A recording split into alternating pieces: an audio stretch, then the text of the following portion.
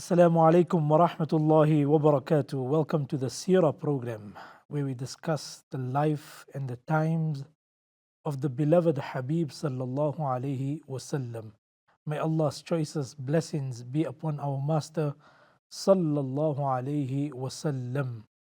And indeed, discussing the life of the Prophet sallallahu alaihi wasallam brings about a great sense of honor and a great sense of dignity. Ameen ya Rabbil Alameen. So, we've been discussing the pre Islamic era.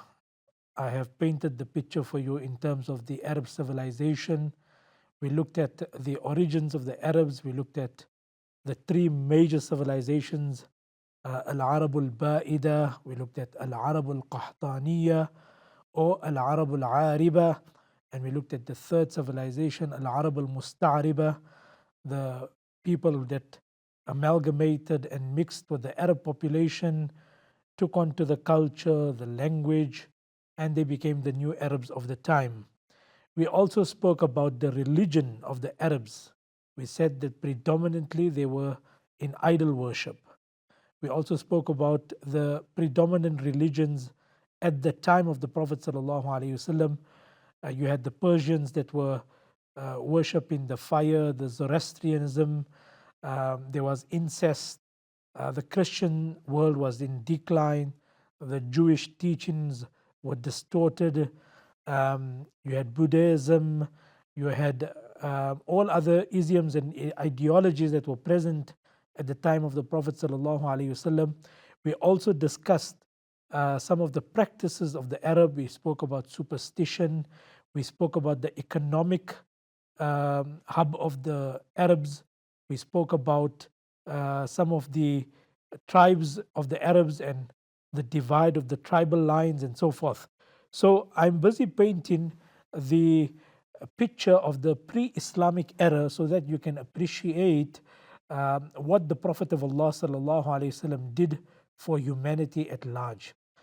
And what we have to understand is that the Prophet sallallahu alaihi wasallam was not only a prophet of the Muslims, and that's an important point to start off here. He was ila kafatin nas.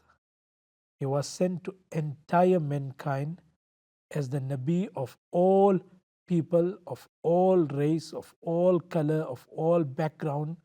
He was the Nabi for the black, the white, the Arab, the Indian, the Asian, the European, all of them.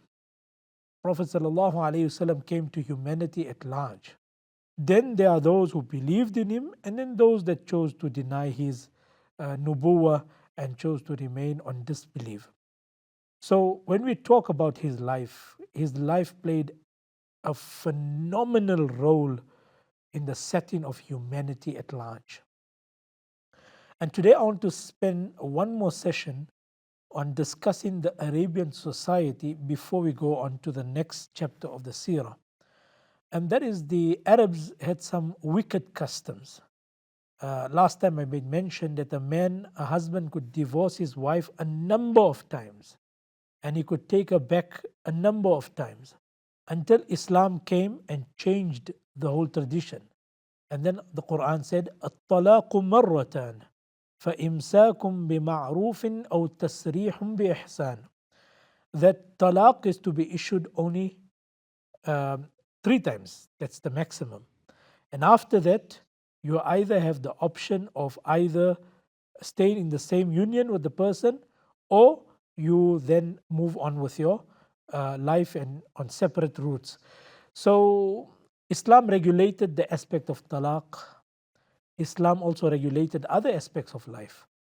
In the pre-Arab society, a man could take a number of women in his relationship and in his wedlock. There was no cap. So polygamy was part of the culture in the Arab society and elsewhere. A man had more than one wife. It was customary upon them. However, when Islam came, it regulated the institute of nikah. And Allah said, now you can فَانْكِحُوا مَا طَابَ لَكُم مِّنَ النِّسَاءِ مَثْنَى وَثُلَاثَ وَرُبَاعَ. You can get married to 1, 2, 3 and up to 4. But beyond 4, you cannot take another lady into your nikah, and you cannot marry more than 4 at once. So the point I'm highlighting here is that humanity was at a very low point. Islam came about and brought reformation to all aspects of life. And this is what I need to highlight here. It's not just the ibadah of a person. It was not that the Prophet of Allah only came to teach us about salah and zakah and saum and other acts of ibadah, but rather he was sent as a reformer to society. بُعِثْتُ لِأُتَمِّمَ مَكَارِمَ الْأَخْلَاقِ.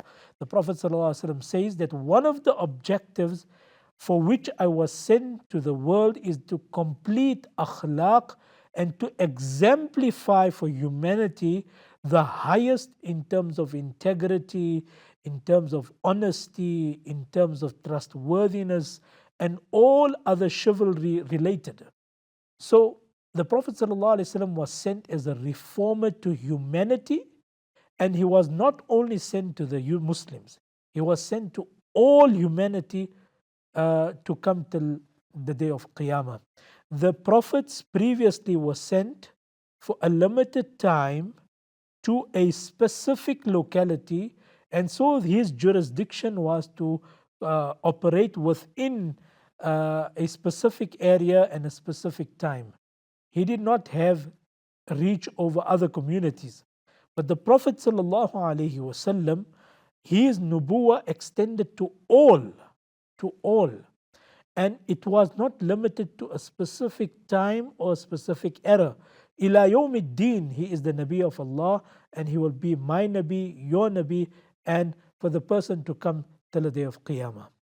Now, to understand the Arabian society, we knew that they drank great amount of alcohol, and they gambled very frequently, and they spilled blood for trivial matters.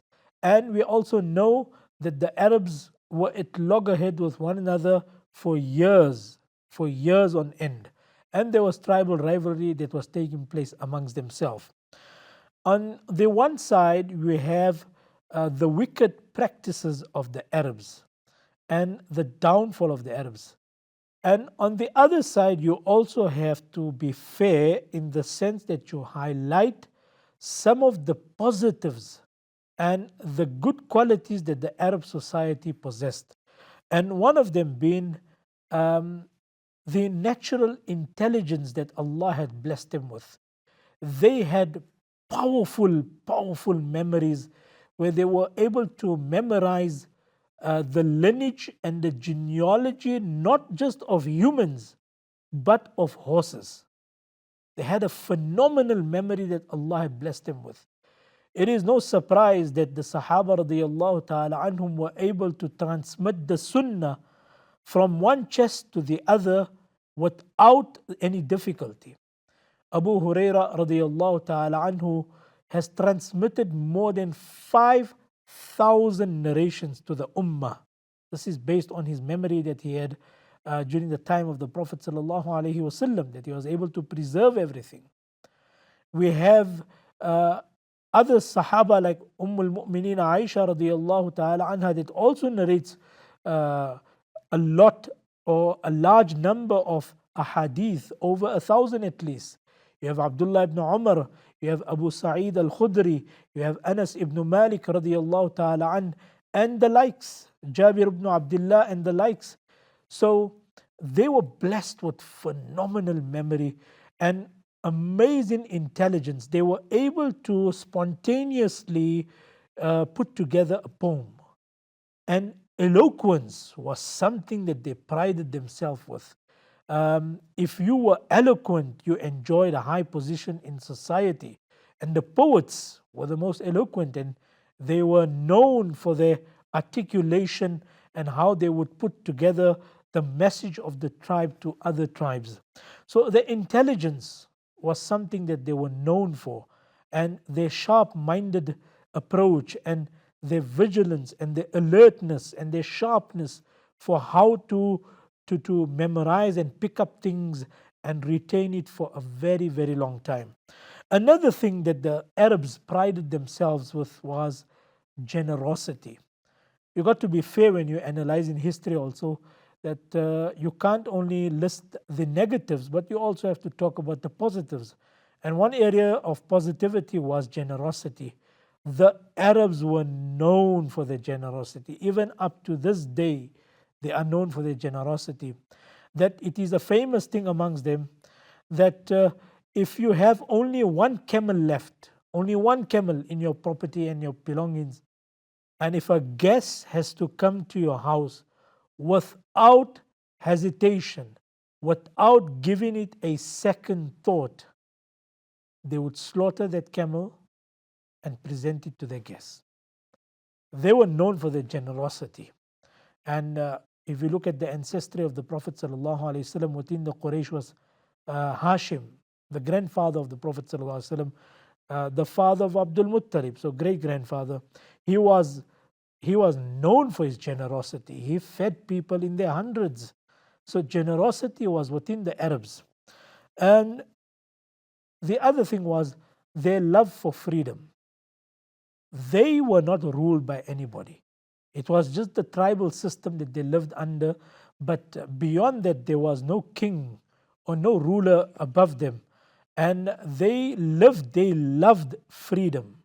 They were free to express themselves, they were free to align themselves with whomsoever they want and howsoever they wanted. So they loved freedom and they would do anything for that. They were not willing to subjugate themselves under anybody else, as they found it as a sense of humiliation. We'll continue after this. Welcome back to the program. We are discussing the noble life of the Habib sallallahu alaihi wasallam. So, just before the break, I made mention some of the positive attributes and some of the positive qualities of the Arab civilization and the population. We spoke about their intelligence. We spoke about the fact that they loved freedom. We spoke about the fact that they were not willing to come under anybody's rule, and they loved freedom and they were willing to pay any price for that. Continuing the discussion, highlighting some of the positive qualities of the Arab society of the time. One was bravery. They were known for their bravery. In fact, it was a sense of honor for them to lose their loved ones on the battlefield than to die in bed or to die at home.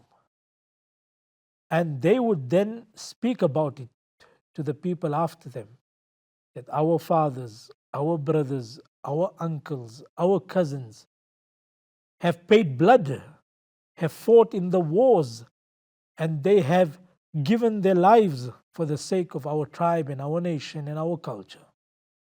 So bravery and chivalry was a second nature to the Arabs, and they would not hesitate in expressing their bravery and chivalry wherever they were. We know the uncle of the Prophet sallallahu alaihi wasallam, Hamza radiyallahu ta'ala an, and he's known as the lion of Allah. Wa Hamzatu asadullahi wa asadu rasuli. We know in the khutbahs it is famously mentioned that Hamza is the lion of Allah and the lion of the Prophet sallallahu alaihi wasallam. He was known for his bravery. We know Sayyidina Umar ibn al-Khattab radiyallahu ta'ala an was a brave man. I'm just citing some examples that are coming to my mind as I speak to you. When he migrated, he came out in open and he said, I'm migrating to Medina. Show me if you have drunk your mother's milk, then meet me at so and so place, for I will deal with you. And we know Umar ibn al-Khattab was Sayyidina Umar ibn al-Khattab. Nobody could stand in his way. We know Khalid ibn al-Walid radiyallahu ta'ala an. We know Abu Ubaidah ibn al-Jarrah radiyallahu ta'ala an. We know Muawiyah bin Abi Sufyan radiyallahu ta'ala an. We know Ali ibn Abi Talib radiyallahu ta'ala an. These are some of the stalwarts of the Sahaba. So they were known for their bravery. It was a sign of honor and a sense of pride for them to lose their lives in the battlefield than at home. So, this was another positive attribute of the Arab society. And the other thing is that they had this amazing quality of showing mercy when they could be in the position of extracting revenge and retribution. We said that they fought each other for trivial matters, but at the same time, on the opposite hand, they were also quite forgiving when the time arose and if it was needed. Another positive quality of the Arab society is they would not lie. They would not lie. We take this cue from the incident of Abu Sufyan, who was not a Muslim at that time. When he was in Roman territories and the emperor summoned him and the emperor asked him about Muhammad sallallahu alaihi wasallam, at that time he was not a Muslim still. And at that time, if he wanted to lie and if he wanted to paint a false picture of the Prophet sallallahu alaihi wasallam, he could have done so, but his ego and this pride that they carry, that we do not lie, stopped him from doing so.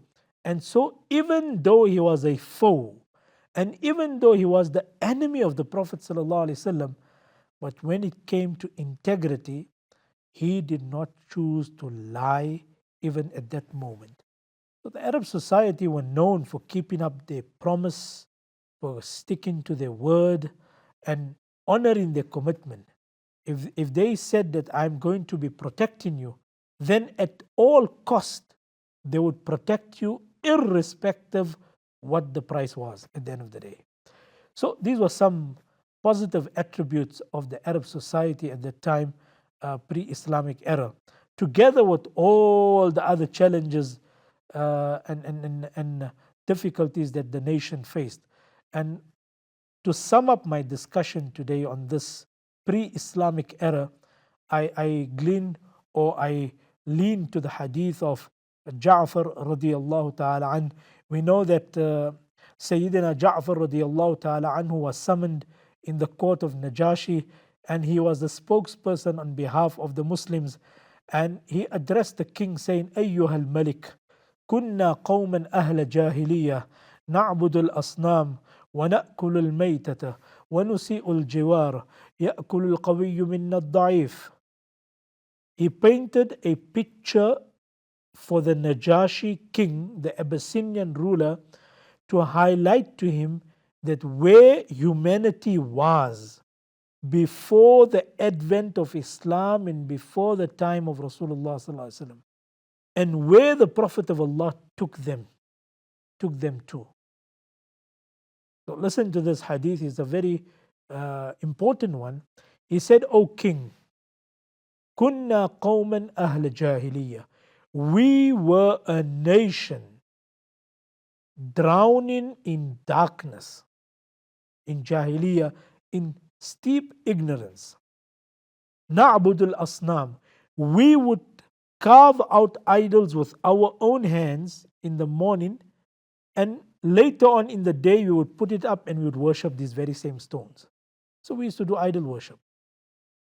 وَنَأْكُلُ الْمَيْتَةَ, and we would eat of the carcass of the animal irrespective whether it was slaughtered in the name of Allah or not. Meaning there was no concept of halal and haram in our life. We ate whatever came to our plate, whatever was presented, we ate without any second thought. وَنُسِيءُ الْجِوَارِ, and we were very nasty and we were very cold towards our neighbors. وَنُسِيءُ الْجِوَارِ وَنَقْطَعُ الْأَرْحَامِ, and we used to break off family ties with one another for no real reason. And we were in this state. And يَأْكُلُ الْقَوِيُّ مِنَّا الضَّعِيفِ, the strong one amongst us bullied the weak one amongst us. And we would usurp the rights of offense. We used to fornicate. We used to be doing all sorts of things. فكنا على ذلك إذ بعث الله فينا رسولا منا نعرف نسبه وصدقه وعفافه وأمانته. And then Allah chose the most blessed amongst us, the most noble amongst us, a man whom we have known from the beginning. We know his birth, we know his family, we know his origins. He's a noble person, we know who he is. فَدَعَانَا إِلَى اللَّهِ لِنُوَحِّدَهُ. When he came, he told us to abandon idol worship, and he told us to worship only one Allah, only one Allah. And he told us that we should be speaking the truth no matter what. وَصِدْقِ الْحَدِيثِ وَأَدَاءِ الْأَمَانَةِ. And we should be discharging our duties. وَحُسْنِ الْجِوَارِ. And the Prophet ﷺ taught us to be kind and dutiful to our neighbors. And he told us to maintain and join family ties. In an era where we were breaking of family ties, he told us to join family ties. And he brought us from darkness into light. When the Abyssinian king, when the Najashi heard this entire description from Ja'far radiallahu ta'ala an, the cousin of the Prophet sallallahu alaihi wasallam, he was left stunned. And he said, how can I drive away such noble people in my community? Because we know the Muslims took refuge in Abyssinia when things were tough in Makkah al-Mukarramah. So my point here is that in order to appreciate the true impact of the Prophet sallallahu alaihi wasallam's life and his teachings on the Arabian society, one needs to understand the context in which the Prophet ﷺ came. One needs to understand what was the social standing of the time. One needs to understand how women were treated at that time. One needs to understand what was the value of girls, that they were buried alive. One needs to understand what was the concept of morality, that men would be sleeping and fornicating. What was the concept of buying and selling? People used to be involved in usury and bribery. What was the concept of nobility? What was the concept of chivalry?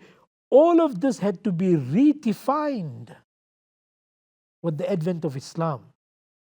And so I have set a scene for you with the last few programs discussing and highlighting the Arabian society and the world at large at that time, painting a picture of 600 years where the world did not see any Nabi, any prophet, steeped in darkness, gripped by ignorance and moral degeneration and distortions on all fronts in terms of religion that were present. It is in the backdrop of all of this that the Prophet ﷺ emerged and emitted as a light and a breath of fresh air in the negative environment that was there in his time. In our next program, we will discuss more about the Prophet sallallahu alaihi wasallam.